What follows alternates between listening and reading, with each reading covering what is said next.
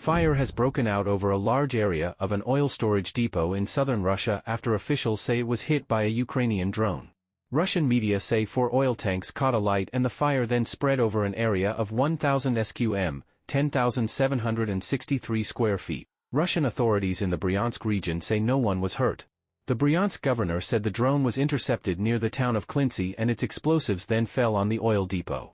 The drone strike is the second on Russian oil facilities in 2 days. An unprecedented attack targeted a major oil loading terminal in Russia's second city, St. Petersburg, on Thursday. Russian reports suggested that drone was shot down without causing damage, but there were indications in Kyiv that the attack, so far from the Ukrainian border, marked a new phase in strategy. Yes, last night we hit the target. This thing crossed 1,250 kilometers, 776 miles, last night, said Ukraine's Strategic Industries Minister Alexander Kamyshin on Thursday. Russia's defense ministry said on Friday that its air defense systems had brought down a Ukrainian drone over Bryansk at 6:40 local time, 3:40 Greenwich Mean Time, and regional head Alexander Bogomaz said later that 2 further drones had been destroyed without damage. As the fire raged for several hours at the Klinsy oil depot some 70 kilometers north of the Ukrainian border, black smoke was seen billowing over neighboring railway tracks.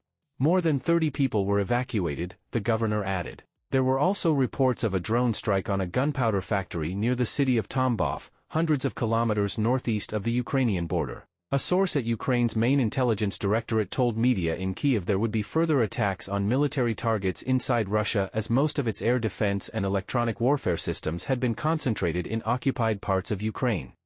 Russia has made little progress in its full-scale invasion of Ukraine in recent months, but the defense ministry claimed to have captured the village of Vasil on Thursday, close to the devastated city of Bakhmut in Ukraine's eastern Donetsk region.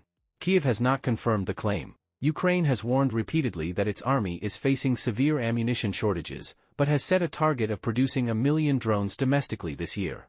Mr. Kamyshin pointed out that the drone that targeted St. Petersburg on Thursday cost only $350 to make. Meanwhile, German Defense Minister Boris Pistorius has become the latest senior European figure to warn that Russia could seek to expand its war with Ukraine to a NATO member state in the coming years. We hear threats from the Kremlin almost every day, most recently again against our friends in the Baltic states, he told Tagesspiegel newspaper. Our experts calculate that in a period of 5 to 8 years it could be possible, he said, adding that he wanted to shake up German society so that the Bundeswehr, Germany's military, would become war-ready. NATO commanders announced on Thursday that some 90,000 troops would take part in the alliance's biggest exercise since the Cold War.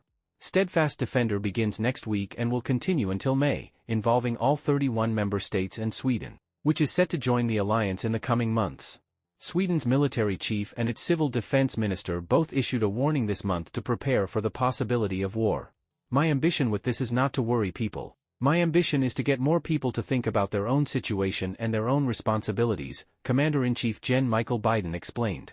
Last October, a report by the German Council on Foreign Relations warned that once the Kremlin halted intensive fighting in Ukraine, Moscow may need as little as 6 to 10 years to reconstitute its armed forces, and the NATO alliance would have been prepared to fend off a Russian attack.